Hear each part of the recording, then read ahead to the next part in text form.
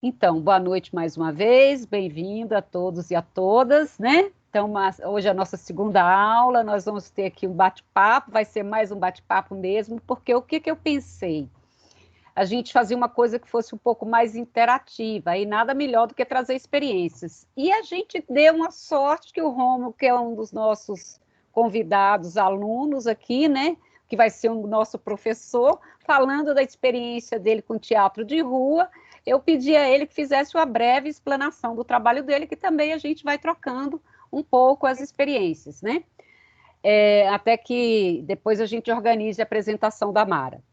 Eu queria frisar novamente, né, relembrar que aqui é um trabalho da Casa Comum, que o intuito é exatamente voltar para a formação e para o debate sobre questões de políticas públicas, políticas sociais voltadas para as populações de vulnerabilidade social, né, gente? Então, esse sempre é o nosso público, nós temos que ter clareza que as ações que a gente desenvolve são públicos que estão em situação de vulnerabilidade, quaisquer que sejam elas, né?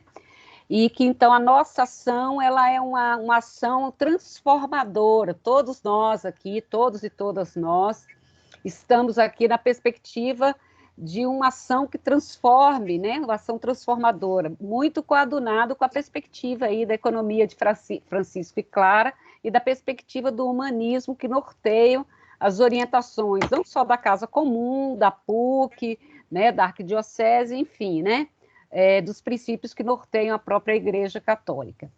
Então, como a Lilian diz, não é necessariamente voltado só para pessoas católicas, é aberto, mas é importante a gente definir, estabelecer um pouco essa compreensão, porque o que nos norteiam é a compreensão de que a gente precisa resgatar a humanidade, né, gente? A humanidade que está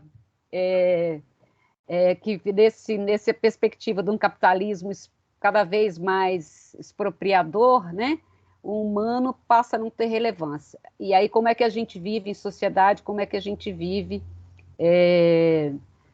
numa sociedade em que só a coisa material é que passa a ter importância. Então, todos nós aqui trabalhamos, direto ou indiretamente, com ações voltadas para esse caráter transformador dessas populações, né?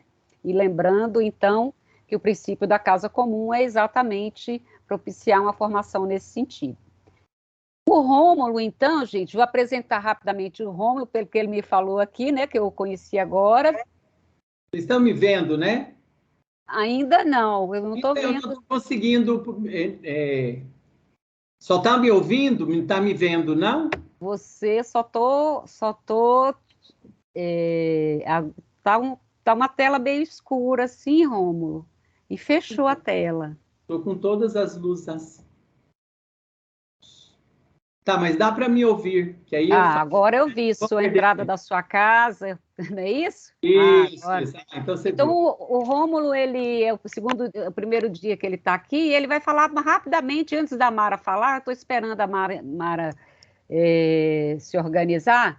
Antes da Mara falar, começar a fala, eu explicar quem que é a Mara, o Rômulo vai falar um pouquinho sobre esse teatro com população de rua, né? Então, Rômulo, o palco é todo seu. Vai lá e fala um pouquinho para a gente do seu trabalho, quais as metodologias que você atua na abordagem, que tipo de abordagem que você faz com a população de rua, porque para a gente é interessante saber essas metodologias também, sabe, Rômulo? Uhum. Porque o sentido aqui do curso ele é tecnologias sociais e metodologias participativas. Então, se você puder também contar como é que é a sua abordagem, né, como que você chega, qual o público que você escolhe, um pouco esse percurso que vai para depois você montar o seu trabalho, como que você faz. Vai Certo. lá. Então vamos lá. Meu nome é Rômulo, eu sou formado em filosofia pela PUC de Goiás. Sou um ator transformista, para quem não ouviu ainda. Aqui no chat está todos os meus Instagrams, depois se vocês quiserem acompanhar e precisando de mim, estou à disposição de vocês. A minha forma de trabalhar, em 2019, eu conheci Ivan Antônio. Ivan Antônio é da Bahia e é o fundador do Teatro Solidão Solidária, que são técnicas teatrais que usam para, por exemplo, ele começou se vestindo de mendigo, indo para a rua, ficando 10 dias, 10 noites com eles e convivendo com eles, aprendendo algumas coisas do qual ele traz para a gente. Cada estado tem um coordenador, eu sou o coordenador de Goiás, a gente tem feito um trabalho bem legal aqui. Eu, como não é muita gente que a gente tem aqui, né, no grupo e tal, então eu tenho parceiros, eu tenho muitas pessoas e eu acho legal isso, porque não... Então, a primeira ligação seria com a prefeitura, porque aí eu estou ligado ao consultório na rua, ao centro de abordagem, ao centro pop da minha cidade, e aí com isso a gente vai trabalhando com eles, né? O que eles estão precisando? Porque nós sabemos que o serviço público estadual ou municipal não realiza aquilo que a gente precisa ou que a gente almeja, né, para essas outras pessoas. Então a gente vai trabalhando, mas eu sou muito amigo deles, como eu sou um servidor público estadual, a gente tem essa ligação, essa comunicação, e aí com isso a gente vai trabalhando no dia a dia. Eu tenho uma parceria com o Tique Leobaldo, que é uma associação que entrega marmitas há mais de 40 anos. Então, com ele, eu vou lá, pego as caixas de marmita e aí eu distribuo, eu vou para uma rota e entrego essas marmitas para esse pessoal. Na entrega da marmita, a gente começa a dialogar, porque não é só simplesmente entregar comida e tal, porque até eles mesmos falam, Rômulo, o que é legal de vocês é porque comida nós temos toda hora. O que nós não temos é isso, olhar no olho da gente, sentar com a gente, ouvir a gente, que é uma coisa que é o diferencial que nós fazemos. Então, a gente senta, bate papo, e através do papo a gente vai olhando. Então, já mandei 4 pessoas para os seus estados, algumas são trans, né, por eu ser LGBT, que ia mais, então eu lido mais com essa linha, tanto é que no Teatro Solidão Solidária Nacional também eu estou mais ligado à linha LGBT, que é um monte de pessoas, né, que tem o Brasil inteiro reunido.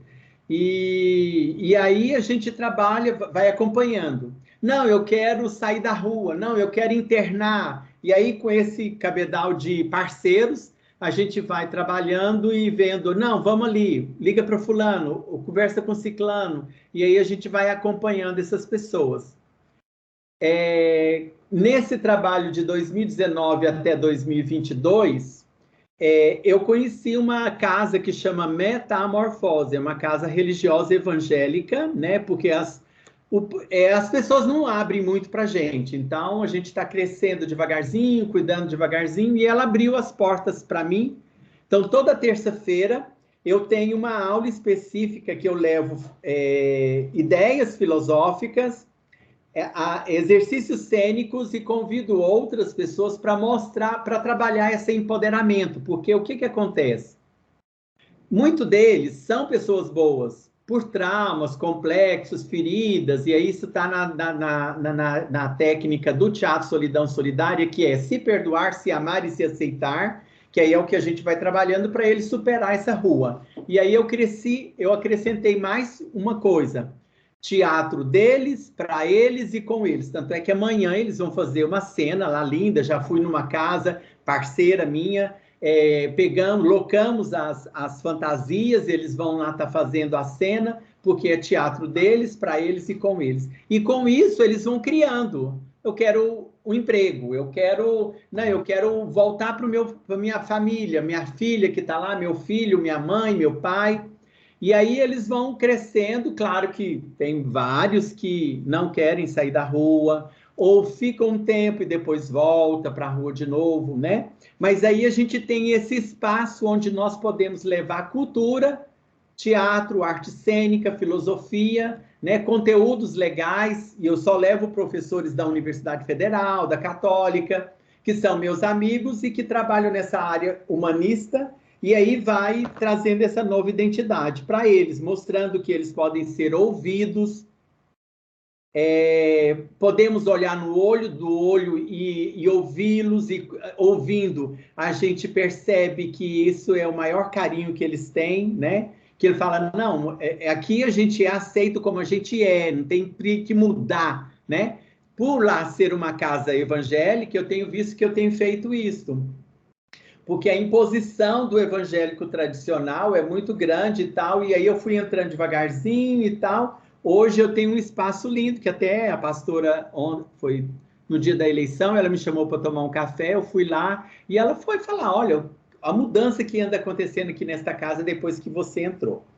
Então, esse é o trabalho que a gente faz. O Teatro Solidão Solidária é um movimento mundial. Nós estamos no Japão, Estados Unidos, Portugal, Inglaterra, Alemanha, todos esses países e outros, Argentina, tem também Teatro Solidão Solidária. O que é o Teatro Solidão Solidária? São artistas que levam a sua arte para a rua, seja nessa entrega. A minha especificidade aqui em Goiânia é levando comida, porque eu acho que não adiantava eu levar a minha arte sem ter alguma coisa para fazer. Então, às vezes eu ganho um suco, ganho uma torta, ganho um bolo, e assim, de quantidade de 50, né? Porque essa é a rota que eu faço, sempre dá 50 pessoas. E aí, com isso, a gente vai trabalhando, né, e fazendo acontecer.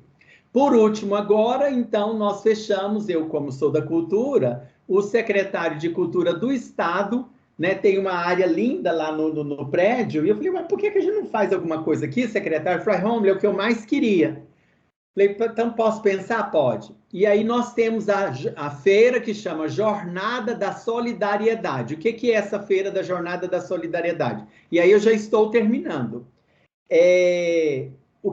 A minha ideia foi essa, eles toparam, e aí eles fazem imprensa, aquela parte de secretaria, eles que fazem. Porque o nosso projeto, nós não temos dinheiro, é tudo força de vontade, é o amor próprio, essa luta que a gente, que doa uma coisa, doa outra coisa, até a gente se estruturar. Ou através de projeto cultural que ainda não saiu, né? Eu tenho os meus como ator, mas para a área de direitos humanos ainda não saiu nenhum até agora. E aí, essa feira, que chama Jornada da Solidariedade, é a Metamorfose, que tem uma fábrica de bijuteria que eles mesmos que fazem, aí eles vão para lá para comercializar. A Alvorada Sul é um grupo que nós temos de mulheres, cuidando de mulheres lá em Aparecida, que é uma cidade perto de Goiânia, né? Não é Aparecida do Norte, é Aparecida de Goiânia, que é grande também. Lá essas mulheres cuidam de mulheres. E aí, por que eu apaixonei por esse trabalho da Larissa?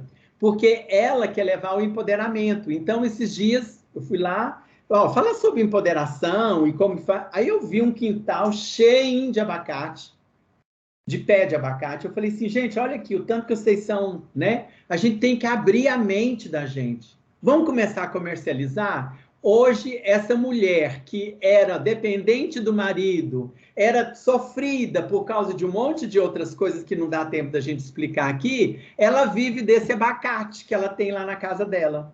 Sabe? E isso dá o dinheiro do pão, o dinheiro do leite, o dinheiro de comprar um pirulito ou alguma coisa para as crianças, e assim por diante a gente vai trabalhando. Então, nós estamos empoderando mulheres, né? Então, aí elas fazem bolo. Tem um outro grupo que é de idosas, né? Então, as idosas que são fiandeiras, acho que vocês devem conhecer o que é fiandeira, que Minas Gerais vem de lá, né? Então, elas fiam lá e também faz a teça, né? O negócio, e elas vendem as roupas que elas constroem.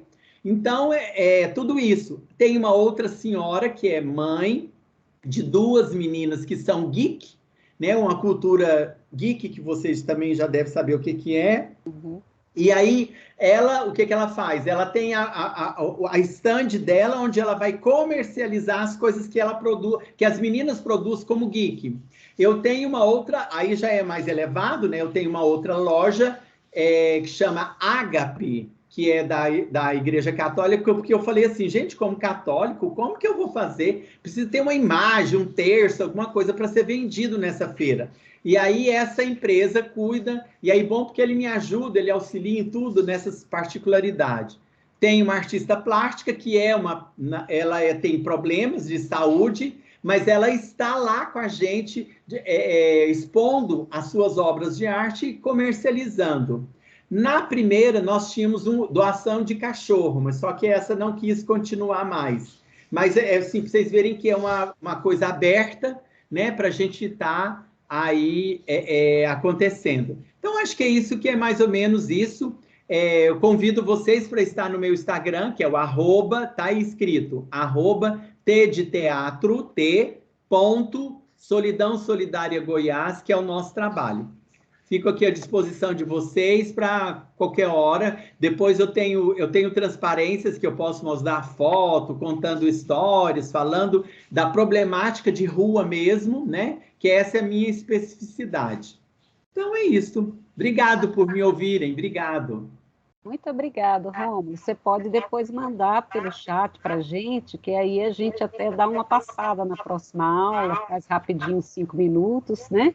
Se você me mandar aí no chat, ou mesmo pelo Teams, depois você pode mandar que chega aqui no chat. Ok. Tá? Muito obrigada pela sua apresentação, pela sua fala, porque como todos nós aqui trabalhamos com populações de vulnerabilidade, é importante a gente conhecer também as experiências, como as pessoas estão lidando, né, com esses trabalhos. O teatro é sempre uma ferramenta importante de aproximação, das pessoas de romper as barreiras, né? Isso.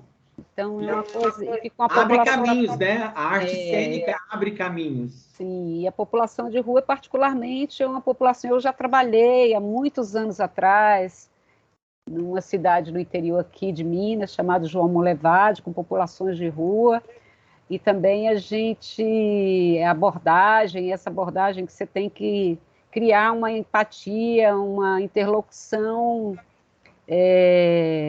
porque é um conjunto de situações extremamente violentas que eles experimentam, né? Isso.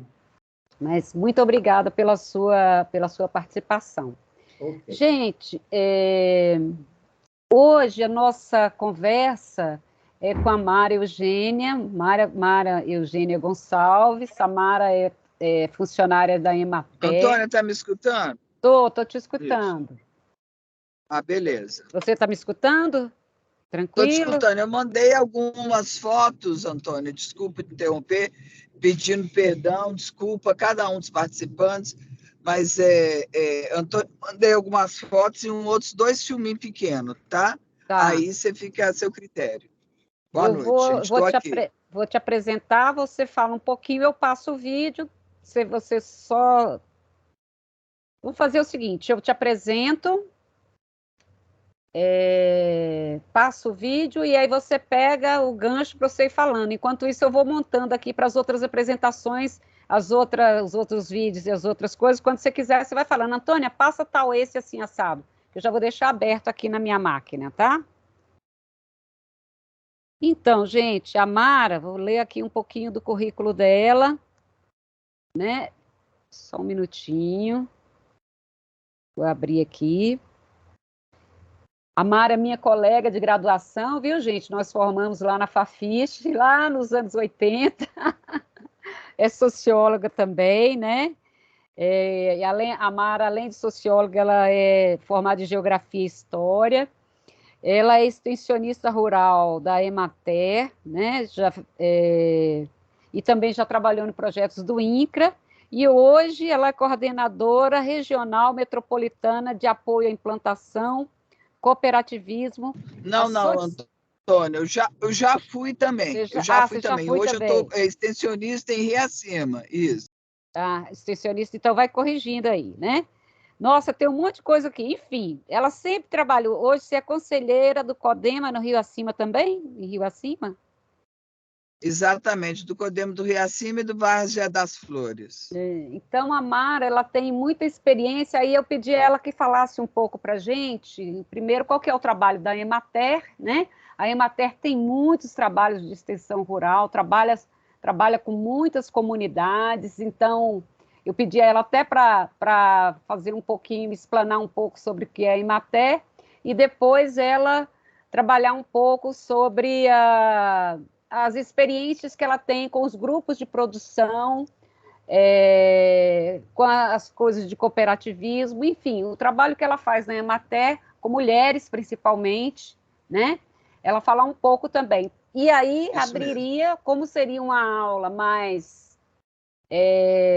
dialogada, então a perspectiva é que a partir dessa primeira explanação dela, ela ficaria aí, levaria uns 30 minutos no máximo, e a gente abriria para as perguntas, né? Aí, quem tiver um pouco de timidez, pode fazer as perguntas no chat. Eu vou, assim que a pergunta aparecer no chat, eu falo para ela, né? Porque provavelmente ela não está tendo acesso ao chat, houve um probleminha, ela teve que levar a cachorro com urgência no hospital, por isso que ela está fazendo até a apresentação de dentro do carro, viu, gente? Foi uma situação atípica, assim, ela se dispôs a continuar fazendo a apresentação mesmo dentro do carro. Eu vou passar, então, o primeiro videozinho, que é o trabalho dela lá em Rio Acima, é curtinho. Se tiver sem som, vocês me avisem, por favor. Alguém que está com o microfone ligado e fala, ó, tá sem som, eu estou abrindo aqui, mas vamos lá. Produz, promover, incentivar, qualificar e valorizar a produção local. E este é o compromisso da Prefeitura de Rio Acima com o pequeno produtor. São muitas pessoas produzindo artesanatos, doces, quitandas, hortaliças, cachaças, queijo e mel, dentre outros produtos. E para que estas atividades sejam sustentáveis, a Prefeitura promoveu a primeira Feira Rio Acima Produz, um evento para mostrar à população e aos visitantes o potencial e a qualidade dos nossos produtos. Além dos expositores, tivemos shows e um espaço todo dedicado a crianças e a família. Foi só o começo. Prefeitura de Rio Acima, trabalhando por você.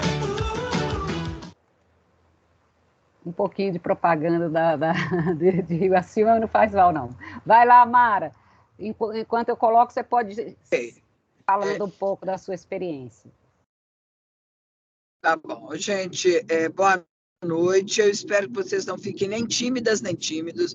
Pode fazer as perguntas na ordem que vocês quiserem, que vai ser muito bem-vinda, e na medida em que eu puder, eu vou dando, né, procurando esclarecer esse entendimento. Como a Antônia falou, nós somos amigas e estudantes, e pertencendo também a essa questão da reflexão dos grupos, da agricultura familiar, do empoderamento do feminino, né, numa sociedade ainda tão machista, tão conservadora como é a nossa sociedade. Tá? O que é Emater, gente? Existe, para vocês terem uma perspectiva do que é Emater, você já deve ter ouvido falar da Embrapa, EPAMIG, se não, Emater. Então, vamos entender. A Emater é a extensão do rural. Extensão é os extensionistas, que são homens e mulheres, né, são os técnicos, nós vamos a campo trabalhar dentro de propostas de projetos. E a perspectiva sempre é voltada, né, para o quê? Para buscar, junto com as comunidades, através da metodologia de participação, que essas comunidades elas consigam esclarecer, terem os seus projetos, os seus desejos, as suas propostas de trabalho, que a gente consiga trabalhar com eles dentro da perspectiva da agricultura rural, né, familiar e solidária, tá? Então, e o que é a pesquisa? A pesquisa são os pesquisadores que desenvolvem programas, projetos, né, de pesquisa, melhoria de batata, de legumes, melhoria na área de boas práticas voltada à agroindústria, melhorias de embalagem, para melhoria, para ter o tempo desse produto embalado e, ao mesmo tempo, dentro de uma perspectiva de custo-benefício. Eu, como a Antônia falou, sou formada em Ciências Sociais e hoje, gente, no mundo moderno, né, Ciências Sociais, História e Geografia, sou pós-graduada na área de gestão ambiental, na área de comercialização E trabalhei durante muitos anos na área de reforma agrária, no INCRA, na SR06, que é Minas, e na SR21. Me escutou, Antônio? Escutei. Perdeu? Não. Na SR28, que pega parte do noroeste de Minas e tem a sede em Brasília. Nesse meu trabalho junto com o INCRA, gente, eu comecei a perceber, junto com o trabalho, da importância do empoderamento feminino. Porque muitas vezes as mulheres ficavam numa situação de ter esse produto, né, e não ter esse seu reconhecimento do seu trabalho e não conseguir dar visibilidade para esse trabalho. E o que a gente fez foi começar a entender essa lógica do processo de produção de atividades tradicionais, desde o bordado, do tear, do artesanato, da alimentação. E com isso nós começamos a desenvolver atividades junto com elas, criando condições para que esses produtos pudessem entrar no mercado, tá? Incentivando a criação de feiras regionais e feiras locais, na onde que esses produtos, tanto da família e dessas mulheres, pudessem ser comercializados. E junto com isso veio também a discussão de preço, porque muitas vezes a precificação, dar preço e dar valor ao produto, era uma das grandes dificuldades que tinha. As pessoas não sabiam dar preço e às vezes desistiam daquele empreendimento, daquela proposta, porque não viam o retorno, porque um dos gargalos da comercialização, né, e da agroindustrialização, da agricultura familiar, está em saber, né, dar preço.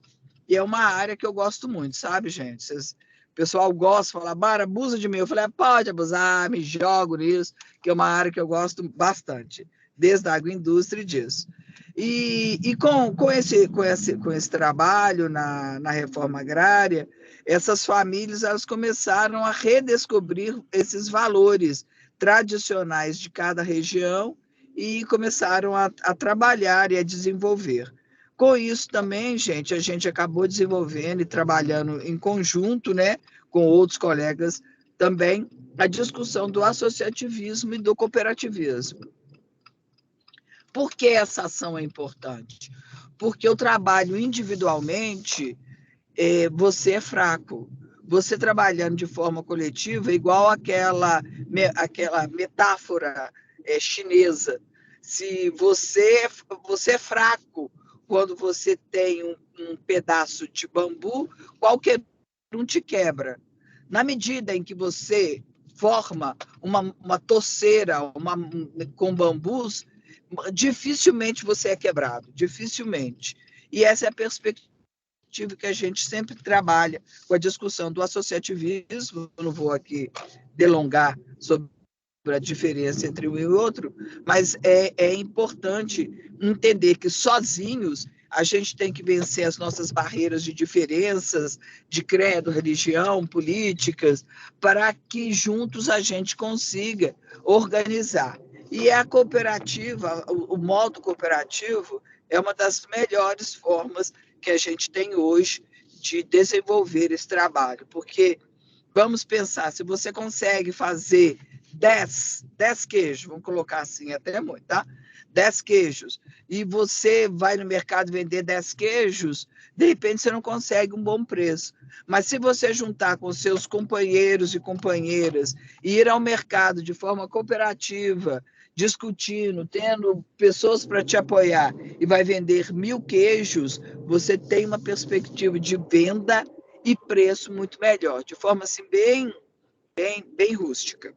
Então, a Emater, gente, nós trabalhamos tanto na área de agroindústria, gestão e comercialização, como também na área de plantio, né? Então, nós temos aqui na área de... Temos os colegas, né, e as colegas também, os extensionistas agropecuários que desenvolvem atividades voltadas, né, para o plantio de diversos produtos. E esses plantios, na transformação dele, a gente trabalha nessa perspectiva da transformação. Vocês querem me interromper? Tá dando para acompanhar? Mara, eu acho que você pode, quando você finalizar, e aí a gente abre para as perguntas, né? Tá bom, tá jóia. Eu queria... Oi, pois não, amiga, eu estou aqui pode falar. com um vídeo seu, na hora que você quiser, você pode falar que eu passo, viu?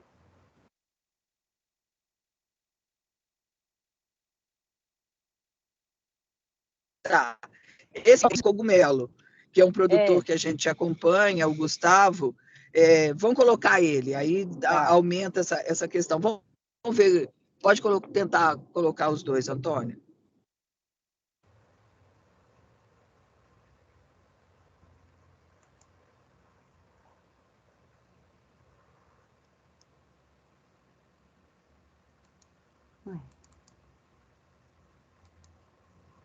Só um minutinho, gente. Isso acontece. Eu estava falando agora, não sei o que aconteceu.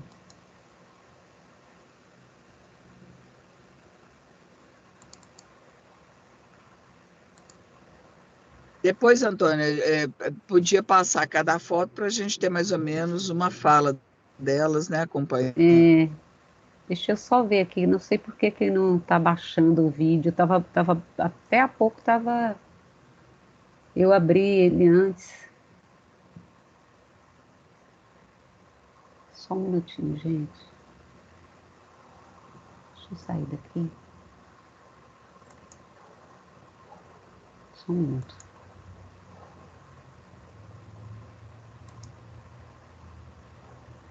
Só um minuto que eu vou passar aqui. É um vídeo curtinho, tá, gente? Todos os vídeos que eu encaminhei são vídeos curtinhos, exatamente para ser interessante. Agora vai.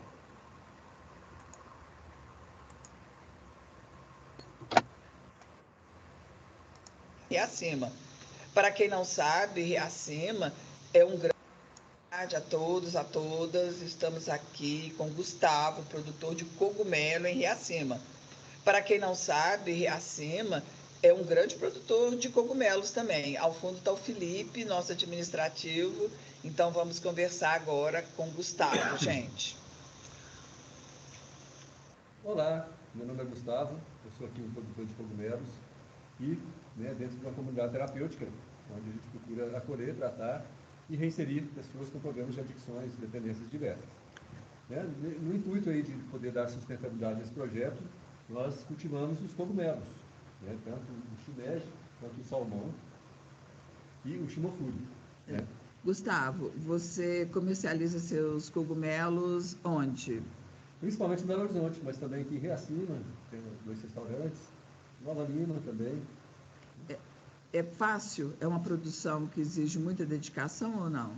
Com certeza, tem vários processos, desde preparar a matéria-prima, que é o capim, o bagaço de cana, até inocular e esterilizar o composto, Então, é um produto cujo substrato, o que está dentro aqui, que dá o nutriente para ele, é totalmente limpo, livre de bactérias, a partir de um processo de pasteurização no vapor, Então, é uma coisa bem limpinha, bem legal. Legal. Gustavo, a gente pretende colocar o cogumelo na merenda escolar. O que você acha? Nossa, vai ser muito bom as crianças podendo consumir um produto de qualidade, benéfico para a saúde, nutricêutico, tem propriedades aí que previnem doenças. E vai ser um prazer poder saber que as crianças vão estar consumindo. Gustavo, a gente está com essa proposta de colocar o cogumelo na merenda escolar. O que você acha? Eu acho que vai ser excelente, Tanto para as crianças que vão poder consumir um produto que faz muito bem, qualidade, e para a gente saber que vai ter essa destinação, nós vamos ter um carinho a mais aí na produção, com certeza. Valeu. Obrigada, viu? Sucesso. Você quer que passe os produtos, Mara? Mara, você quer que passe os produtos? Tá me ouvindo, Mara? Deixa eu ver, gente, se eu acho mais aqui um vídeo dela.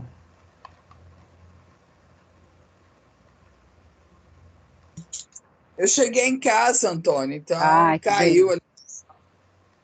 Você quer que eu passe os produtos? O que você quer? Eu quero que você passe os produtos. Eu acho que fica mais fácil para passar e eu ir conversando sobre eles. Tá vendo aí? Tô. Ô, Gente, esse daí, só um minutinho. Essa vida corrida nossa é demais, né? Ô, John Lennon, ainda tem um cachorrinho chamado John Lennon. Só um minutinho. Desculpa.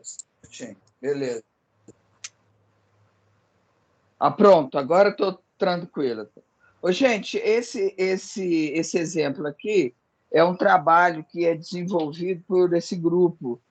Cada uma desenvolve um trabalho, e esse daí, dessas mulheres de Lília, ela tem essa perspectiva de fazer alguns objetos. Vocês viram isso aqui da Frida Kahlo, e ela faz bolsas, né? Faz bolsas para colocar diversos tipos de objeto, e sempre nessa perspectiva de fazer produtos que vai atender o universo feminino. E é sempre muito interessante, tá vendo? Ele tem essas... O que é isso? O que é isso? Isso aí é uma bolsa para guardar calcinha para viagem. Olha que lindo! Adoro, né? Eu acho muito fofa essa perspectiva. Essa daí é a sujinha, quando você vai viajar ou vai para algum lugar, você coloca, né? Foi trabalhado, isso aí já existe, mas foi trabalhado esse conceito, né, de tal. Esse aqui são diversos tipos de objetos, é feito também pela Soraya, pela mãe dela, de artesanato, e olha que legal, o conceito que ela trabalha é mandala, tá? Então, ela trabalha tudo que você vai ver dela, é extremamente colorido, e ela trabalha com o conceito da utilidade, né? Sempre nesse conceito de reutilizar os produtos, e essa discussão da reutilização é uma coisa muito forte e poderosa entre elas, e reutilizar e dar um outro valor e uma nova perspectiva. Esse daí é a utilização de diversos tipos de tampas, que elas trabalham com eles, de outros objetos, e transforma. Esse daqui é tanto para colocar incenso quanto vela, né? Pode passar, amiga. Pode passar, Antônia. Esse daqui é a Isabel, né? Ela faz amigurumi, se não me engano. São essas bonecas que tem essa perspectiva de ter muitas crianças e adultos também, sabe, gente? Que trabalha, que elas são amorosas. Tem muita gente que trabalha com essas bonecas, e aí a gente estava trabalhando com elas em dar cor à boneca. Inclusive, vocês vão ver que antes elas eram muito só branquinhas. Eu vou ver se dá para trabalhar. Nós começamos a trabalhar com o conceito de mulheres e de negritude, com as bonecas. Essa daqui do fundo aqui, essa daqui é até minha, é minha bonequinha também, que eu pedi. Nós trabalhamos, deixando trabalhar, eu estou com ela aqui na mão, depois, se der para ver, gente, vai dar para ver se der, tá? Deixa eu ver se eu consigo mostrá-la a ela aqui. Nós trabalhamos com o conceito de cor, de cabelo, tá vendo? A gente trabalha com o conceito de cor e de cabelo, todo trançado, tá? Para que as crianças elas se sentir que não tem essa diferença de boneca, tem boneca negra, tem boneca de todas as cores, e elas são super fofas, olha, elas são super fofas, são muito bonitinhas, laváveis, tá vendo? muito. E com esse conceito que boneca não, ela deve retratar toda a realidade das crianças, das pessoas, que é a comunidade. Aí ela está aqui no fundo. E hoje o artesanato é inclusivo, né? A gente trabalha com o conceito de artesanato inclusivo, na onde que as crianças, os adultos, quem trabalha com ele pode se sentir incluído em todos os momentos. Bonecas de todas as cores. E quando a gente fala de todas as cores, tem assim branca, né? Boneca mais puxada por um tom pastel, e até as bonecas negras. E o que a gente tem percebido? Que a criança não tem essa noção de conceito. Ela pega aquilo que ela gosta, né? Então, a gente busca dar essas oportunidades. Pode passar, amiga. Essa aqui é trabalhando com quitandas. A gente tem parcerias muito boas com o Sebrae, com o Senar, na onde que a gente trabalha melhoria de produtos. Então, para que o mercado, que elas tenham venda, a gente trabalha com conceitos de novos produtos locais, na onde que elas tenham facilidade de comprar, né, e de fazer. Pode passar, por favor. Aí o que tem depois é esse vídeo aqui. Mas tenta voltar só um pouquinho. Pode ser. Isso aqui, gente, pode passar o vídeo? Bruno Beia. Esse é o trabalho que a gente faz. Desse trabalho aí é junto com... Lá em Riacima e na região metropolitana ainda tem muitas áreas, né, de mata, né? Vamos colocar assim. E um dos trabalhos que a gente desenvolve está voltado para a discussão ambiental, voltado para a questão de saneamento. Então, o trabalho é bem amplo, sabe, gente? E esse daí é com esse grupo, com esses senhores que são produtores de mel lá no Gandarel. Aqui, ó, nas áreas do Bruno Beia. Fala, Bruno. Junto com o seu Laudecino, Bruno Abelha, lá. Gente boa demais. Nosso objetivo, gente, além de georreferenciar, é fazer o levantamento da produção do mel de Riacima, um lugar maravilhoso. Para quem não conhece Riacima, é um bom momento de conhecer. E os produtos são de altíssima qualidade. Riacima não tem monocultura, é cercado pelo Parque Gandarela, o que proporciona uma variedade muito grande na produção de flores, né? E o que proporciona um mel de altíssima qualidade. Fala, Bruno. Beleza? Qual que é a sua produção? Você espera? Eu espero uma produção de pelo menos umas 3 toneladas. Assim. Beleza. Nós vamos agora lá na área do seu Laudeci. Boa tarde, gente. Boa tarde. Nós estamos aqui, ó, nas áreas do Bruno Beia. Fala, aí, Bruno. Repetiu, né, amigo? Tá repetindo. Bruno Abelha, lá. E os produtos, mel de altíssima qualidade. Porque... Na área do seu Laudeci. Tá. Acabou, então, aqui que você mandou, Mara. Seu microfone está bugado. Tá. Só quero que você volte um pouquinho. Eu vou mostrar isso daqui também, porque... Deixa eu ver. Tá vendo isso daqui, gente? Vocês estão vendo? Tá dando para ver. Isso aqui, o que... Tá dando para ver, né? Olha isso aqui. Olha isso aqui. Isso aqui, gente, o que é? Um beijo para quem adivinhar. Aqui, ó. Olha isso aqui. Isso é um porta-pão? Não sei. Isso aí isso aqui, gente, é um pote reutilizado, tá vendo? Das meninas. É um pote de quê? De sorvete, tá? E aí ela deu essa visão. Olha que coisa maravilhosa. Olha que coisa maravilhosa, os pequenos detalhes. Olha isso aqui, né?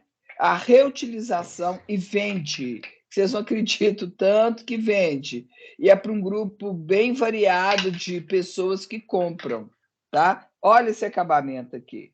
Eu sou muito detalhista, tá? E a gente sempre incentiva isso. Olha aqui. E aí, aqui, ó, tampou. Eu utilizo aqui em casa, que eu amo chocolate, sabe? Confessar para vocês. Doce de chocolate, aí eu coloco aqui.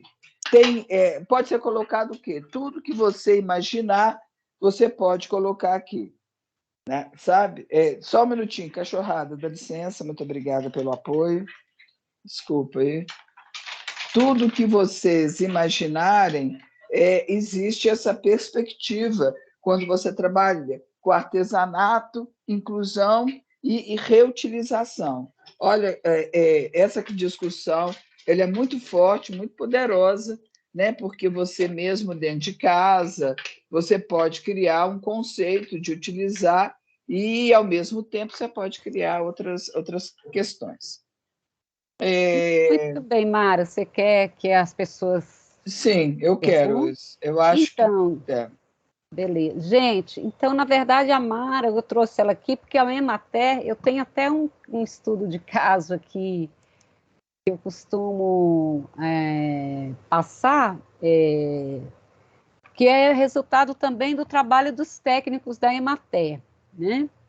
Eu gostaria de saber, vocês têm alguma pergunta para fazer a Mara, porque depois eu posso até entrar com esse projeto aqui também, com essa perspectiva, e completar o que a Mara fala a partir dessa experiência de um projeto que foi desenvolvido lá numa cidade do Ceará, se não me engano, em um projeto que chama do Helder Câmara, que também é uma experiência dos extensionistas da Emater. Mas aí eu queria ver o que vocês, se vocês têm alguma pergunta a fazer para a Mara, já que ela trabalha na Emater aqui de Minas Gerais, né?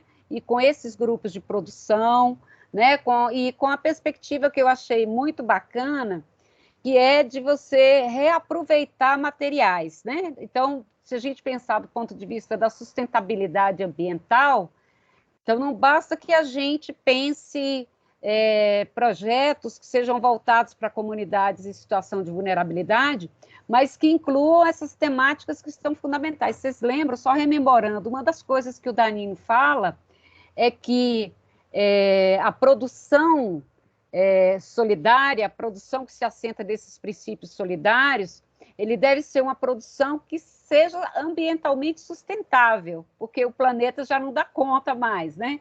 Então, diferente da estrutura capitalista, que está pensando só na eficiência, na produção em larga escala, e gerando lixo, gerando desgaste da natureza, que também esses projetos, eles levem em conta isso.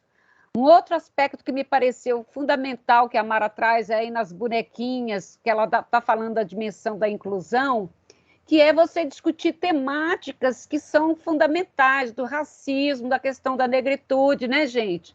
Porque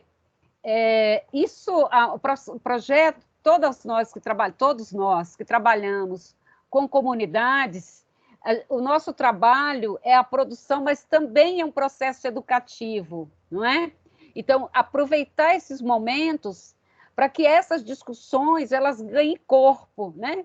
Então, trabalhar a questão da negritude, dos cabelos, porque são elementos que vão também trazer uma outra dimensão, uma outra possibilidade das pessoas se reconhecerem nessas discussões, né? Principalmente a questão da mulher, a questão do racismo, a questão das populações de vulnerabilidade, né? Então, quando a gente está trabalhando com grupo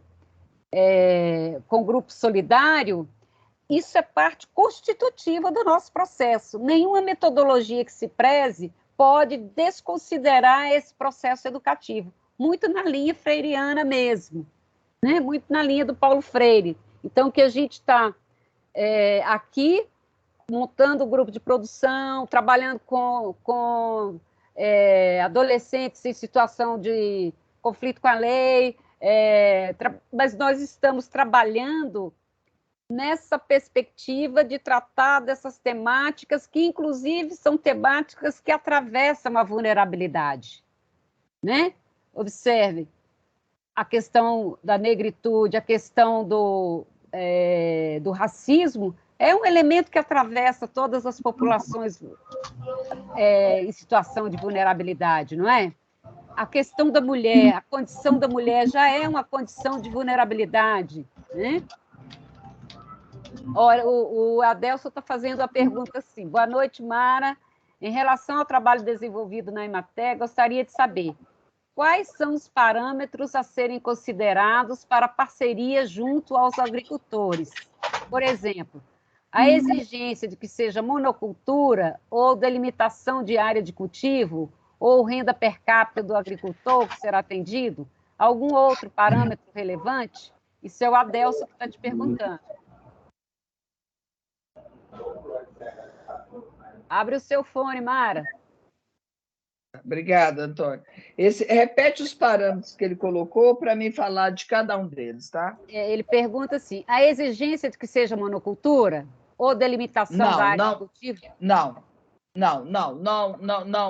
Quando a gente fala de agricultura familiar, Amado, você tem que ter a perspectiva da sustentabilidade. Então, a monocultura, vamos falar assim, de cana, soja, gado, né? Na perspectiva tanto de plantio quanto tal. Não, a agricultura familiar, e não é que a Emater não trabalhe também com médios e grandes produtores, tá bom? Mas a gente tem que entender que o nosso público preferencial é o agricultor familiar, tá? A agricultura familiar e as famílias ligadas a esse processo. Então, a agricultura familiar, ela dificilmente ela trabalha com um produto, ela é monocultura. Né? Por quê? Porque a agricultura ela trabalha na discussão da sustentabilidade do local, né? Vamos colocar a casa dela como local, na onde que tem uma horta, onde que tem uma criação de pequenos animais, na onde que ela desenvolve outros tipos de processo, e é nessa perspectiva que a gente trabalha, na coletividade, né? Da história dessa coletividade. Então, a agricultura familiar ela tem isso. Vamos falar do queijo, mas Mara Emater trabalha muito com queijo e a pecuária bovina, né? Bovino, porque também tem outros pequenos animais, caprinos e ovinos. Não, ele pode ter aquela economia voltada para a produção de leite, né? Voltada para a produção de queijo. Mas se você olhar ao redor, ele sempre vai ter outros tipos de traço. Ele tem uma vaca, tantas vacas lá para a produção, ele faz o queijo, ele faz outros subprodutos de queijo. Ao redor da casa dele, ele sempre tem um pomar. Então, é nessa leitura que a gente trabalha. Tá? Então, a Emater não trabalha só para a produção de alta escala, que normalmente está associada à monocultura. Tá. Aí tem outro parâmetro aqui, Mara, que ele está falando assim, a delimitação da área de cultivo, eu preciso ter uma área X para cultivar, para a Emater ir lá me prestar assessoria? Uma área mínima, por exemplo? Você tem que ter a perspectiva do que é urbano e do que é rural, tá? Normalmente, a Emater, de acordo com o município, ela é mais demandada para trabalhar em áreas rurais, tá? E as áreas rurais, essa questão de delimitação de tamanho vai estar na perspectiva que tem o que a pessoa está desenvolvendo economicamente lá. Como a Emater é um servidor público, então a gente gosta de trabalhar mais em conjunto. E você há de imaginar que, às vezes, deslocar um técnico para ele ver um pé de alguma coisa é complexo. De repente, ele pode fazer esses atendimentos, ir no escritório da Emater, que sempre vai ser bem atendido. E aí, na hora que ele estiver na rota, ela pode ir lá, parar, como eu faço isso, de forma natural. Né? Então, não tem essa questão de virar e falar. Só ter o bom senso, né, da gente sempre fazer a gente sempre faz uma agenda de trabalho para fazer esse atendimento. De acordo com o local, antes a gente não atendia a agricultura urbana. Né? Hoje, aqui em Belo Horizonte, a Emater, em parceria com a Prefeitura de Belo Horizonte há alguns anos, desenvolve um trabalho maravilhoso de hortas comunitárias aqui principalmente aqui na Diamante, sabe? Ali próximo da Estação Diamante, na Vila Pinho, onde que eu já dei até muitos cursos lá ligados à gestão e organização para esses grupos aqui em Belo Horizonte. Então, é uma área da prefeitura, na onde que tem atendimento de nós, da Emater, os extensionistas, né? E ali essas famílias, elas plantam tanto para autoconsumo, como aquele restante daquela produção, elas vendem, tá? Elas vendem, elas têm a área onde que elas vendem em Belo Horizonte, onde que comercializa esse produto e tem um acompanhamento.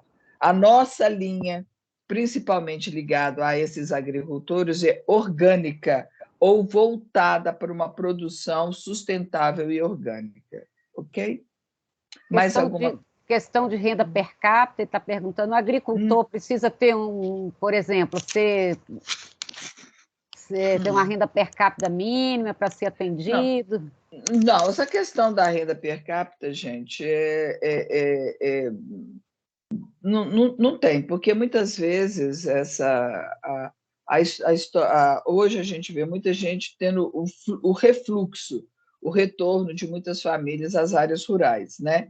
E às vezes chega lá e vira e fala, gente, eu preciso de um apoio para começar uma produção, preciso de um apoio para entender qual que é a aptidão da área aqui, aptidão tanto para plantio, para comercializar. Eu gosto muito de trabalhar com agroindústria, né? E aí, de repente, a pessoa quer legalizar ou quer aprender a desenvolver algum produto.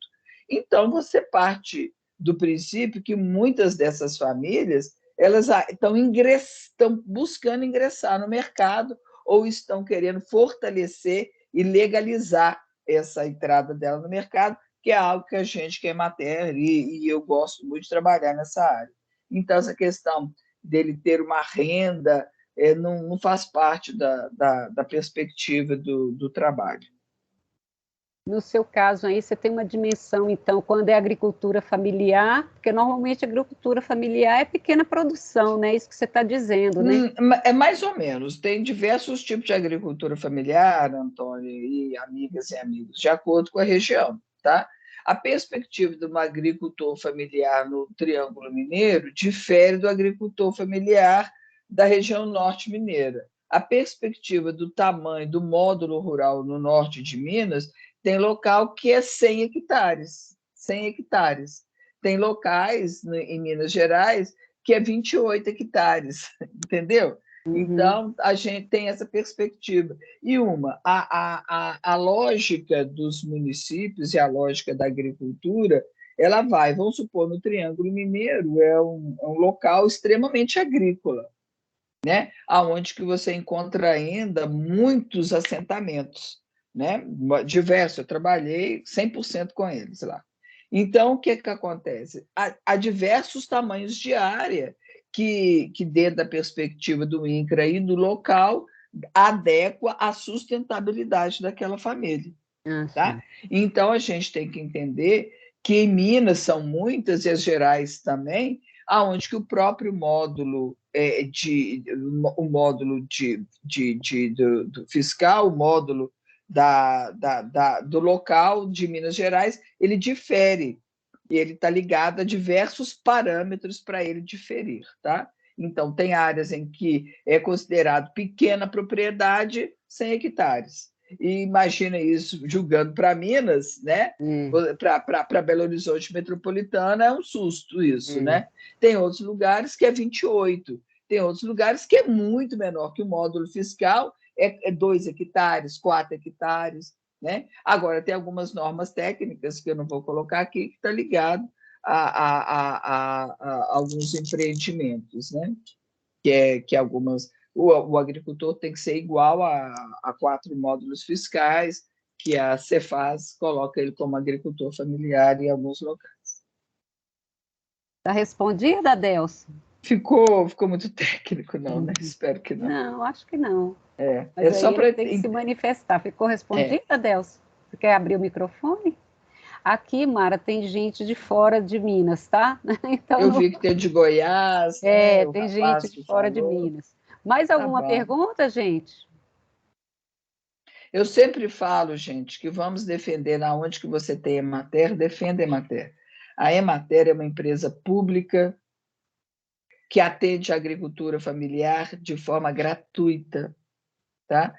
E nós somos pagos com o imposto de meu, porque volta, mas de cada mulher e cada homem, né? Cada família, não vou falar de mulher e homem, não, de cada pessoa que trabalha, o imposto de renda, né? O imposto que a gente paga esses alguns serviços, dentre eles a pesquisa e a extensão rural. Então, eu sempre viro e falo, defenda, né? Aí eu deixei um filminho lá que a gente fez com o Quilombo dos Arturos, que é um quilombo metropolitano, está dentro de Belo Horizonte, na região de Contagem, tá? E tem uma história de resistência muito grande. Nós trabalhamos lá nesse levantamento da produção de ervas tradicionais, né? Aí cabe a cada um entender da melhor forma possível, na perspectiva do levantamento do meio ambiente, requalificar ambientalmente, né? Eu trabalho também na área de saneamento ambiental e saneamento rural, né? Durante muitos anos, nós trouxemos a tecnologia da TEVAP, né? Junto com Terezinha, a Jane, que é uma engenheira sanitarista fantástica, tá? E a gente fez porque não existia e não existe de forma consistente uma política pública de saneamento rural, né? O saneamento rural. E hoje tem a TEVAP, que é uma tecnologia reconhecida, que dá um tratamento de forma eficaz e relativamente barato para as famílias. E essa discussão do saneamento, ela é atual, ela nunca deixou de ser atual, mas às vezes não tinha uma tecnologia, e hoje tem essa tecnologia da TEVAP. Voltando às comunidades tradicionais, nós trabalhamos com as comunidades na perspectiva, não só da tradicional, tá? Todas as comunidades nós devemos e trabalhamos na perspectiva da comunidade, voltada para a comunidade, dentro da realidade dessas famílias, dessas pessoas que estão lá. Nós não impomos, a gente leva ao diálogo, porque a gente aprende todo dia e busca dar qualidade ao conhecimento que a gente tem, na medida em que as comunidades consigam absorver e praticar essas tecnologias, sempre dentro de uma perspectiva que isso faz diferença para essas famílias. Muito bem. Mais alguma pergunta, gente? O vídeo que está aqui não é um vídeo, é uma foto, Mara. Não tem não mandei o vídeo? Ah, que bola. Não mandou. Não mandou, não. Que pena. É uma foto, né? Ah, tá. É a fala. Engraçado. Deixa eu ver. Só um minutinho, Antônia. Se eu conseguir, vocês. Se eu conseguir, tá, gente? Desculpa. Eu gosto aqui, muito dessa líder comunitária. Eu achei que eu tinha mandado esse daqui. Aqui. Isso aí é do NIM. Eu achei. Lá vai, só um minutinho. Ele está aí. Mas deixa eu só ver se eu consigo achar. Só um minutinho. Deixa eu ver aqui. Ó. Você está vendo minha área de trabalho aí, meu WhatsApp? Tô. É o que você tem. Tá. Eu quero ver se eu consigo mandar esse aqui, ó. Isso aí foi durante a pandemia. No auge da pandemia, nós buscamos levar para as comunidades. Deixa eu ver. Tá. Deixa eu ver aqui. Compartilhar. Deixa eu ver se. Aqui. Antônio, tamanho real. Vê se vai chegar. Só um minutinho. Aí. Ele está logando aqui. É muito interessante. Olha lá. Sei lá, na comunidade dos Arturos, está tentando ir, tá? Eu estou aqui em casa, então eu acho que o Wi-Fi aqui vai ajudar um pouco mais do que no carro. Eu espero. Vamos ver. Não chegou ainda, não. Não, ele tá baixando aqui no seu WhatsApp, está carregando aqui no seu WhatsApp. Gente, quando a gente fala perspectiva feminista, não é é de empoderamento, tá? Foi para aí, Antônio, vê se consegue. Ah, tá aqui. Peraí, deixa eu abrir aqui. Vou abrir aqui, só um minuto. Com quem eu cruzar, ajuda-me a ver a tua face luminosa, a ser grato por tudo que eu recebi. Ajuda-me a ser misericordioso com todos com quem eu cruzar. Ajuda-me a ver a tua face luminosa, esplendorosa de amor na pedra, no vegetal, no animal e no homem, para que eu o reconheça e o ame acima de todas as coisas, vendo através de todas as coisas.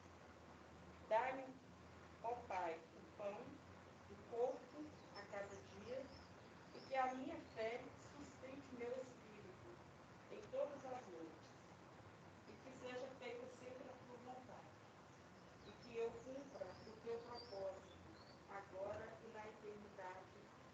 Amém. Amém. Isso aí, gente, isso aí foi uma entrega de um trabalho que, junto com essa comunidade, não era exatamente esse vídeo, mas eu acho que é interessante para terminar a fala, mas está aberta a pergunta, para vocês terem uma perspectiva da história de resistência dessas comunidades que sempre estão buscando esse reconhecimento e esse entendimento. Nós fizemos, a comunidade dos Arturos, ela não tinha feito levantamento histórico, e como socióloga, né, vamos colocar assim, e um pouquinho da historiadora, e nós fizemos um levantamento de toda a história dessa comunidade, procurando levantar as raízes e, ao mesmo tempo, buscando a identidade deles com as folhas, sabe? As religiões, todas as religiões, de alguma forma, elas têm essa identidade com as folhas. Então, a gente estava levantando, da mesma forma que a gente está procurando fazer a identidade dessas mulheres benzedeiras, sabe, Antônia? Sabe, amigas? Ah, que interessante. Então, é um pouco desse legado que a gente está buscando levar para essas comunidades, e principalmente nos Arturos. Eu tenho mais um filminho aqui e mais essa foto desse projeto que a gente colocou como projeto de resgate da memória da comunidade do Quilombo, na onde que a comunidade sentou, construiu o questionário, viu o que eles queriam saber, empoderar dessas questões. Tá? É muito importante as comunidades entenderem e terem essa perspectiva de se empoderar com aquilo que as pessoas vão lá buscar. Eu acho que as comunidades têm que, na medida que eles acham que é importante, abrir, mas tem que ter um jogo de virar e falar assim, você leva, mas você traz, tá? Então, os questionários foram todos desenvolvidos por eles, e eles partilharam na medida que eles acham importante isso. Isso também, gente, é uma forma de empoderar a história, porque muita gente vai nas comunidades, né, pega e desenvolve e depois não devolve, não tem devolutiva. E eu acho que é algo que a gente tem que ter uma reflexão sobre isso. Eu queria ver se esse filminho que eu te mandei, Antônio, ver se esse último aí, ver como que fica. Ver se dá para... E aí, terminando, gente. Peraí, deixa eu só ver aqui. Tá. Agradeço muito, Antônio, a oportunidade que você está dando para falar, me dando para falar e mostrar um pouco do trabalho. E a vocês que ainda estão aí. Muito obrigada. É só uma, porque demora um pouquinho, viu, gente? Para carregar. Ele é pequenininho também. Eu não sei se é esse... Aí. tirei. Eu Só um estou com o minuto. mesmo brinco o dia inteiro, está até doendo. Peraí, deixa eu Tá. abrir ele aqui. Eu tenho que abrir primeiro para depois compartilhar. Tem que... Aí, eu vou compartilhar. Tá chegando com som aí, né? O que eu tô pondo, né, gente? Porque Tá, até então tá.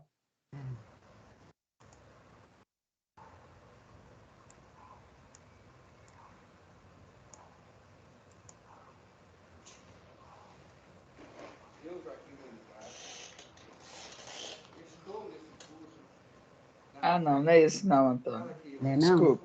Não, querida, pode. Eu não vou conseguir, eu não vou adiar mais do que isso, não. Não é esse não, desculpa. Sem problema, Mara. Isso. Gente, mais alguém gostaria de fazer alguma pergunta sobre a Mara? Aproveita que ela é da extensão rural da Emater, né? A perspectiva era isso mesmo, principalmente para aquelas pessoas que trabalham na área de agricultura familiar. Ela está trazendo aí uma coisa importante, que a agricultura urbana também, a Emater já está, esse exemplo que ela deu da Estação Diamante é aqui na região, para quem não é de Belo Horizonte, é uma região muito densa, muito densamente povoada, e uma região que tem populações muito vulneráveis. Vulneráveis, Né? muito vulneráveis. Essa região que ela está falando em Vila Pinho é um aglomerado, é uma vila, né? Uma vila, vilas e favelas mesmo. E a perspectiva da prefeitura era desenvolver. Aqui em Belo Horizonte, nós temos muitas essas experiências de hortas urbanas, né? Antes era mais, mas eu acho que ainda sobrevive essa aí da Estação Vila Diamante, Pinho. da Vila Pinho, Isso. porque a perspectiva é não só para que a própria população tenha acesso a um alimento orgânico que ela mesma produz, mas também o excedente comercializar, né, Mara? Isso, exatamente. Gente, a Vila Pinho, o Antônio, eu achei o que eu quero compartilhar, que é muito maravilhoso. Você vai me dar essa oportunidade, eu espero que vocês gostem. E fala muito da memória dessas comunidades quilombolas. Mas enquanto que está baixando aí, o pessoal da Vila Pinho são famílias extremamente carentes, que vive, muitos deles, numa região um pouco violenta, e onde que as pessoas, para ir trabalhar, deslocam grandes distâncias. E muitas dessas pessoas que estão ali há muitos anos, e um número muito grande de aposentados, sabe, Antônio? Uhum. Então, essas hortas vieram com um objetivo de dar segurança alimentar e nutricional. E, na medida em que conseguiu esse apoio da prefeitura, eles... Ai, desculpa, Mara. Não vi que estava... Né? Mas é lindo isso daí. Eu me emociono muito com esse senhor, é o que puxa no congado, para quem sabe o que é o congado, ele é o cantador do congado, e a Nossa Senhora é do Rosário, né? Ela é a santa da congada, né? Mas só para terminar, antes de começar essa parte final, essas famílias precisavam dessa segurança alimentar, e esse projeto da prefeitura, e que foi abraçado também pela Emater, deu essa dignidade, né? Trouxe essa discussão da dignidade de uma alimentação segura, e eles trazendo, plantando, colhendo, levando para casa e, ao mesmo tempo, comercializando. É um programa muito bom, muito importante. Pronto, aí se você quiser passar, por favor. Mas eu tenho Nossa Senhora, que vai em meu lugar. Mas eu tenho Nossa Senhora, que vai em meu lugar. Oh Deus te paga, ai, ai, ai. Oh Deus te paga, ai, ai, ai. Oh Deus te paga, ai, ai, ai. Oh Deus te paga,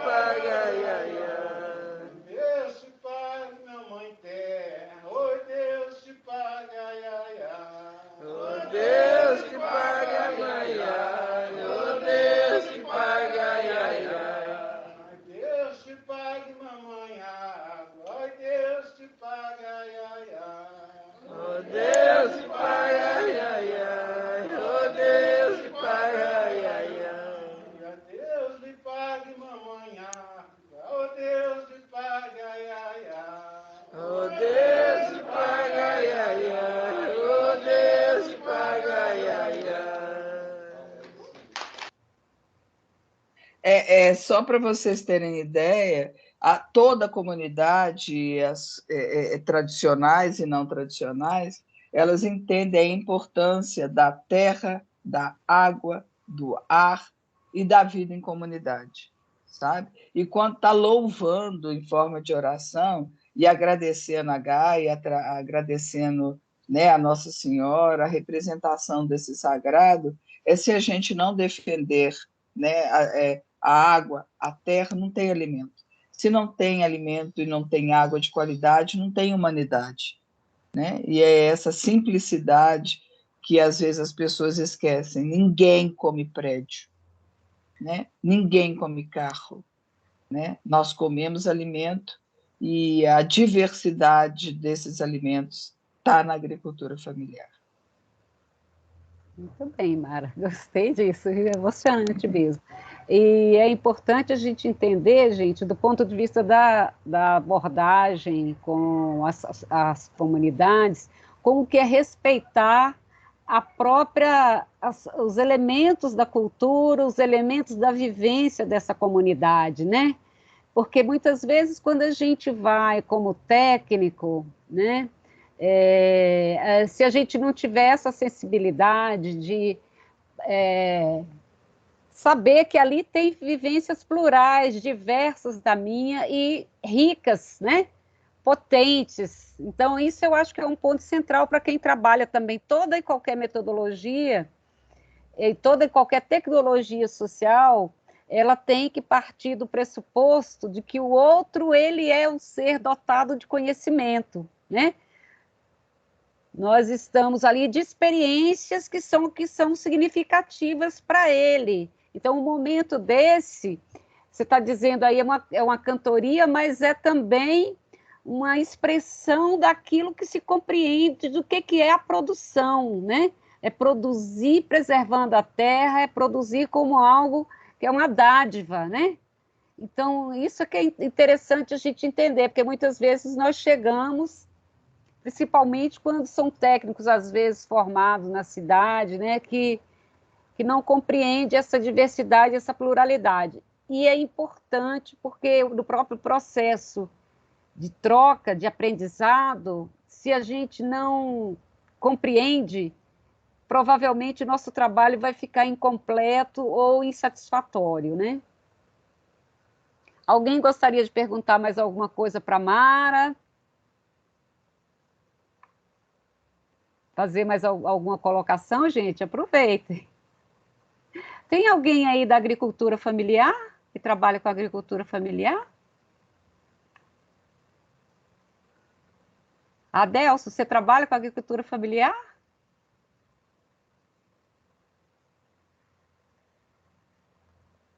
Não sei se ele está vendo, né?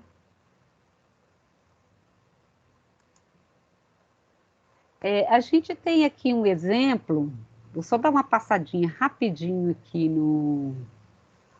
Deixa eu sair dessa tela. Vou dar eu acho que eu vou sintetizar algumas questões aqui que deixa eu ver. Acho que a Regina perguntou alguma coisa aqui, deixa eu ver. Ah, não, a Delcio falou que não trabalha. Deixa eu só puxar aqui uma apresentaçãozinha. Eu vou fazer sistematizar um pouco o que a Mara falou em umas coisas que eu acho muito interessantes, sabe? Deixa eu ver se eu consigo achar essa coisa aqui.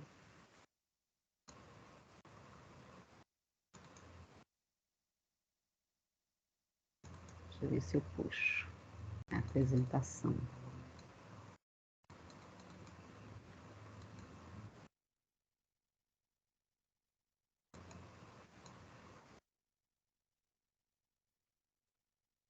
Será que não estou conseguindo?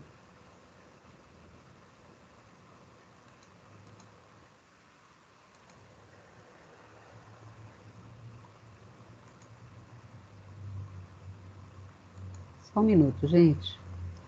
Vou aqui. Vou compartilhar minha área de trabalho, que é melhor. Só alguns pontos que eu acho que é importante que a Mara falou,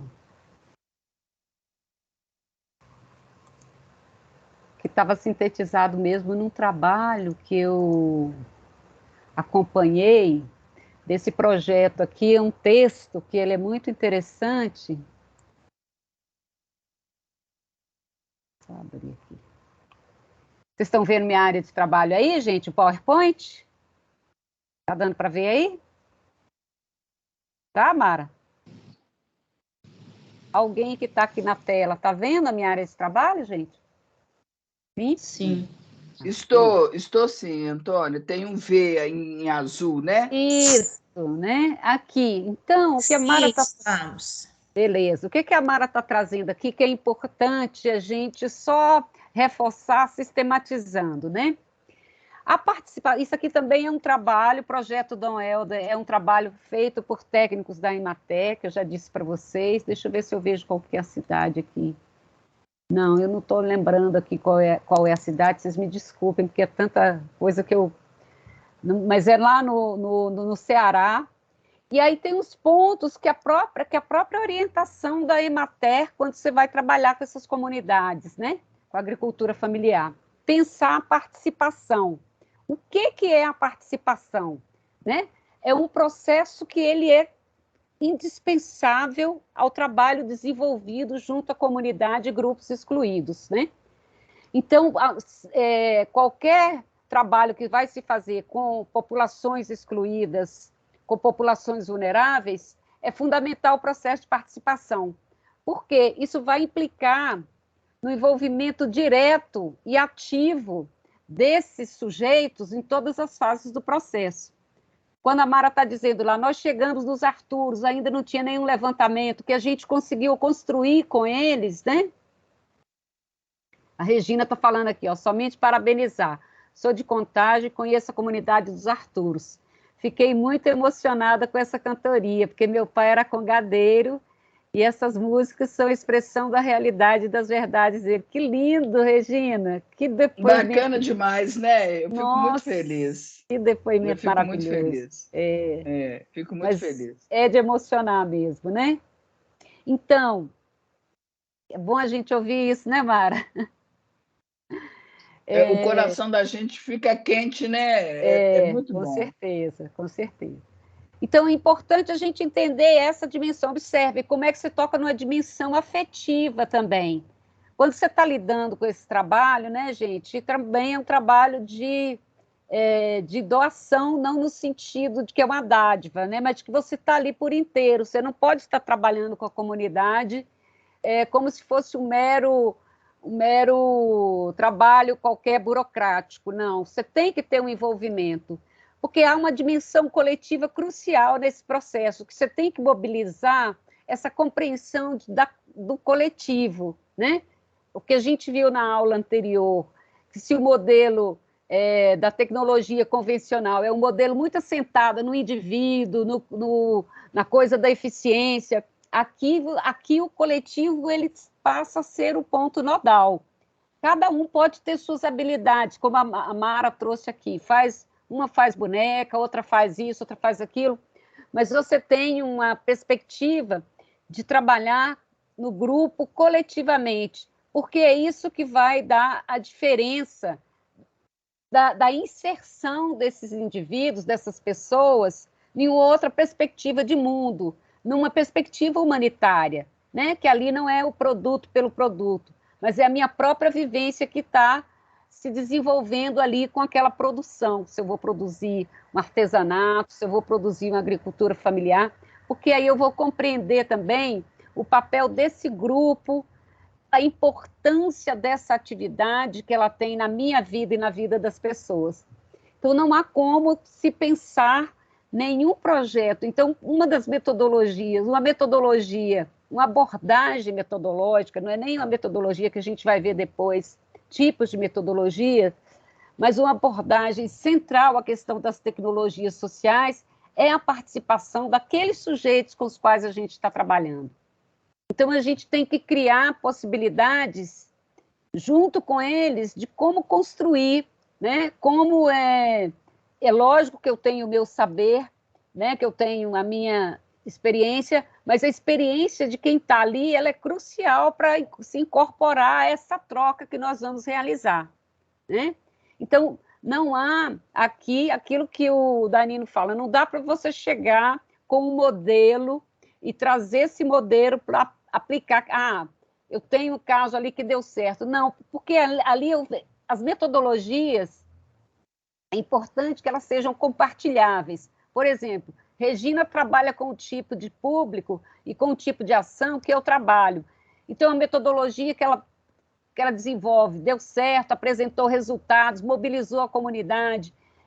É importante registrar isso para que ele seja compartilhável. Eu posso usar essa metodologia? Posso. Vou fazer adaptação àquelas particularidades que meu grupo apresenta, que podem até estar em situação, podem até ser grupos similares, mas que vão ter suas especificidades. Por exemplo, eu trabalho com quilombolas em Mariana, né? É uma coisa você trabalhar com quilombola em Mariana, no distrito de Forquim, outra coisa é você trabalhar com quilombola Arturos, né? Que é na cidade, com outros elementos, com outras características, com outras.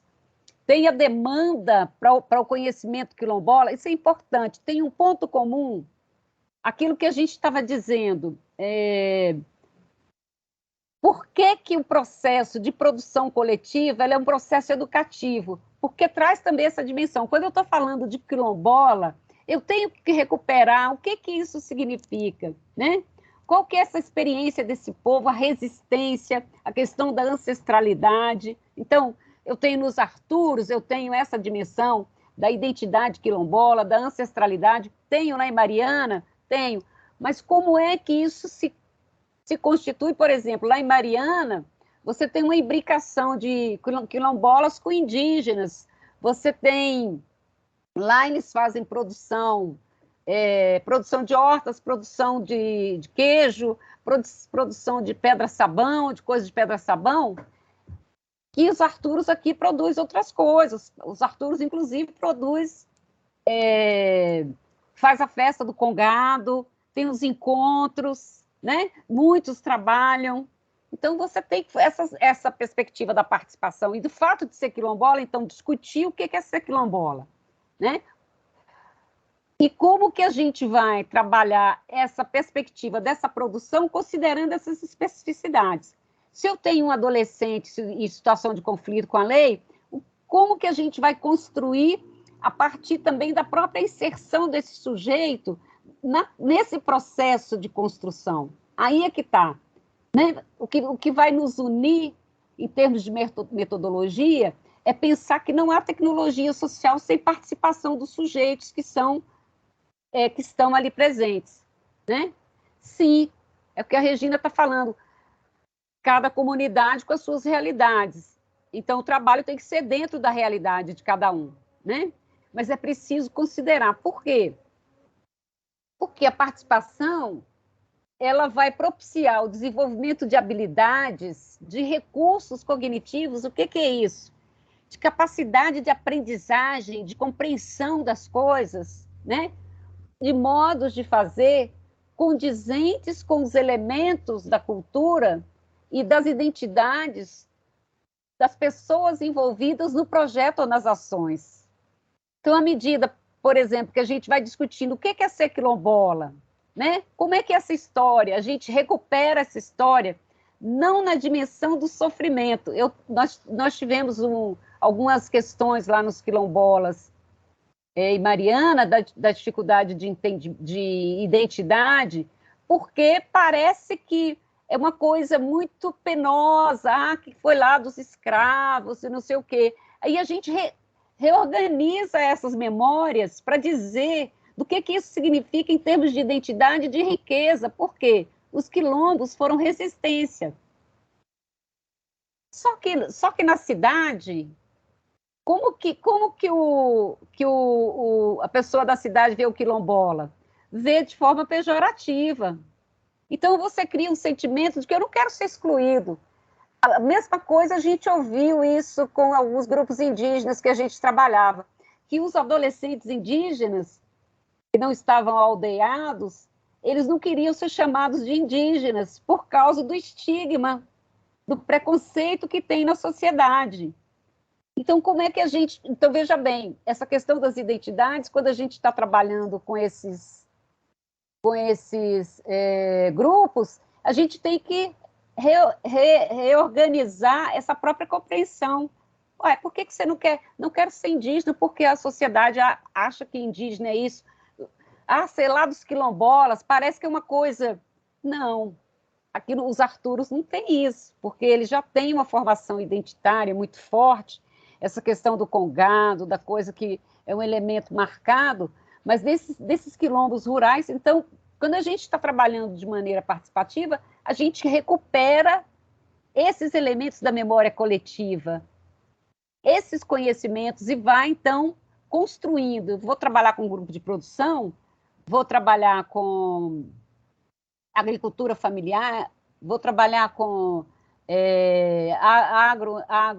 agricultura industrial, que você vai processar. Essa experiência do Dom Helder era um projeto da Emater, que eles trabalham, inclusive, assim, a produção de hortas, a produção de leite, a produção de queijo, eles processam algumas coisas, fazem conservas com o que produz na horta, para sobra excedente, eles fazem conservas, por exemplo, de berinjela, de algumas coisas assim. Então, você vai criando uma escala também de aproveitamento do potencial daquela coletividade, daquele grupo, nas várias dimensões. Quando a Mara fala daquela coisa de sustentabilidade, não monocultura, né, respondendo a pergunta do Adelso, isso é importante a gente entender. Então, eu estou lá numa comunidade, então tem alguém que faz crochê, tem alguém que faz outra coisa, eu vou mapeando, junto com esse grupo, essas habilidades e vou construindo formas de intervenção, de atuação participativa, né? Porque a partilha do poder, gente, ela propicia maior eficácia porque os indivíduos se sentem corresponsáveis. Não é algo que veio lá de fora e me colocou aqui. Não, foi algo que eu construí junto. Então, é meu filho também, né? É parte de mim. Então, essa coisa da corresponsabilização... Oi, pode falar, Mara. Antônio,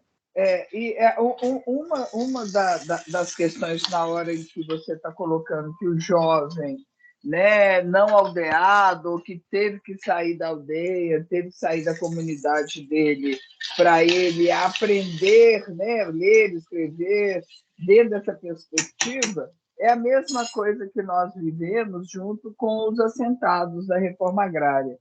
Porque, na medida em que as famílias começaram a desenvolver algumas condições econômicas melhor, na hora que o crédito inicial e os outros créditos voltados para os assentamentos, para os assentados, para essas pessoas, para essas famílias que estavam lá, essa própria noção ela começou a desenvolver no jovem, que ele ia para a cidade. Se no primeiro momento ele tinha vergonha de ser identificado como um assentado, como alguém que veio ali com as diversas camadas, né, de preconceito, na medida em que eles começaram a desenvolver produtos, vender esses produtos para as comunidades, eles começaram a desenvolver o orgulho de ser quem eles eram da família deles. Né? Então, esse é um trabalho de responsabilidade também de um todo, né? De entender que é importante essas pessoas, essa geração, ter o orgulho de quem é, dentro de uma perspectiva que eu sempre falava para os pais. Olha, não adianta, você tem que partilhar um pouco, entender um pouco, a gente conversando com ele, um pouco da terra, porque ele quer ter uma moto, ele quer namorar, ele quer ter uma roupa. Então, parte desse salário tem que vir daqui, da terra, dele se sentir orgulhoso disso. Então, é muito interessante essa discussão da participação, até da família, deles entender que esse desenvolvimento ele traz uma noção de orgulho de quem é. E é essa noção de orgulho de quem é que os quilombolas, na medida em que eles são respeitados, todas, né, essas comunidades tradicionais são respeitadas do quem eu sou, né, o que eu trago da minha ancestralidade, a importância na construção do quilombo, do município e da nação, né, Antônio? Sim, com certeza. Então, acho que esse então qualquer grupo vulnerável, a primeira coisa que é importante esse processo de participação, porque aí você vai reconfigurando, ressignificando a própria identidade dele, né? E então isso é parte do processo educativo. Então não é eu só ir lá, eu vou te ensinar, ou você fazia doce, eu vou aprimorar o seu doce, você vai aprender a fazer artesanato. Não. Esse processo é um processo que é muito mais abrangente, né? Então, é o ressignificar o próprio sentido do ser, né? O que eu sou, a minha identidade. Então, nesse processo, quando você chama para a participação, ele se empodera, né? Que é uma expressão que é muito interessante, e ele se sente corresponsável por aquilo. Nesse texto mesmo, eu vou trabalhar mais na próxima aula, eles falam isso, que os meninos do interior, quando falava que era agricultor, que eles morriam de vergonha, os jovens, né? Porque tinha essa coisa, eles queriam ser os meninos da cidade. E aí eles tiveram que ressignificar, a Emater trabalhou muito, as equipes da Emater, o que significa agricultura. A cidade não vive sem agricultura, né? E que aí que eles começaram a perceber qual que era a importância que eles tinham para aquela própria manutenção da vida na cidade. Isso é um problema que acontece muito com jovens, né? Porque você tem o apelo das coisas do mundo aí fora, obviamente, e ele também é jovem, com todas as aspirações do outro jovem, né? Do jovem de classe média, do jovem... Então, como que a gente também trabalha chamando esse indivíduo que ele vai se sentir identificado com aquela coisa e ver a importância que o seu próprio trabalho tem, porque é um trabalho que é partilhado, que é construído em conjunto, né? Então, uma das questões que eu queria deixar aqui, que eu acho que a fala da Mara foi muito importante, né? Assim, os 3 pontos importantes: sustentabilidade, então nada de monocultura, participação, engajamento, os grupos construindo junto com os técnicos, é uma troca de experiência, né? E pensar que também tem a própria perspectiva daquilo gerar uma renda para esse indivíduo, tem todos esses elementos psicossociais, mas também tem o elemento de gerar renda, de gerar possibilidade de trabalho, né, gente? Que a gente também não vai pensar só na perspectiva das identidades, do reconhecimento. Não, essas coisas, elas são constitutivas do próprio processo de geração de renda, de trabalho, e de uma economia que seja solidária, né? Que seja assentada nos princípios da solidariedade, né? Que é, enfim, o que a gente... o que sustenta uma visão humanista, né? Que é o que nós estamos aqui para debater, né? Gente, eu acho que está na nossa hora. Alguém gostaria de fazer alguma pergunta, falar alguma coisa para a Mara? Colocar alguma questão? Ainda dá tempo. Podemos Tô ainda às ordens. Adoro. Bom, então, vou fechar aqui. Eu vou continuar na próxima aula, gente, que é daqui a 2 semanas. Eu vou continuar discutindo um pouco essa questão da participação. Se for só que eu peguei o slide, só para dar um fechamento no que a Mara tinha colocado, né? E o nosso objetivo hoje era trazer um pouco a experiência da Mara na Emater, porque para quem trabalha, principalmente para quem trabalha em áreas rurais, é uma organização que ela tem muito a contribuir e tem muita experiência de trabalhos muito ricos, muito acúmulo, muitos textos, muita coisa produzida a partir da experiência da Emater, né? Então, eu trouxe a Mara para ela contar um pouco a experiência dela e falar alguns desses pontos mesmo, né? Eu gostaria de agradecer, Mara, a sua presença, viu, a sua disponibilidade e dizer que foi um prazer te ter aqui, né? Se você quiser deixar no chat aí algum contato, alguma coisa lá na Emater, sei lá, se alguém tiver interesse, você poderia colocar aí no chat, né? Contato na Como é que vê? Hoje, eu vou colocar aqui o contato do e-mail, né? Que acho que, deixa eu ver se eu sei colocar. O chat, ativar legendas. Achei o chat. Tá lá achei, acho que eu achei aqui o chat. Está aqui. Escreve aí, porque se alguém tiver interesse, né? Se alguém tiver interesse, gente, né? Eu vou colocar o e-mail, né? E o telefone, se tiver interesse. Para mim, aqui é o emater.mg.gov.br e o telefone é o 31, né? Já que tem gente de fora, 997325939.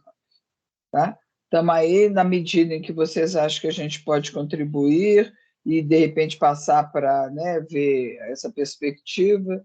Estamos aqui às ordens. Volto a agradecer a oportunidade que a Antônia me deu. Peço desculpa, mas a Lindinha ela teve esse problema e hoje era o dia de retorno e não tem como, né? Bichinho, para quem tem bichinho, é igual filho, gente. Adoeceu, você sai correndo. A Não tem Lindinha falar é a daqui a cachorra dela, pouco. viu, gente? A minha cachorrinha, e ela foi resgatada, sabe? Então, agradecer aqui meu filho, que dirigiu aqui de volta, né? Ainda bem que ele estava lá, o Antônio, né, Antônio, seu xará. Gente, agradecer a cada uma e a cada um de vocês que participaram. E só tenho que agradecer a oportunidade de falar, espero ter contribuído de alguma forma, viu? Beijo no coração. Antônia, beijo, amiga. Beijo. Muito agradecida. Obrigada, Mara. Gente, eu desejo para vocês uma ótima semana, com muita paz, muito carinho. Parabéns a todos. Muito obrigada. Obrigada, viu, Regina? Um abraço. Tchau, gente. Obrigada também. Tchau, boa noite. Tchau.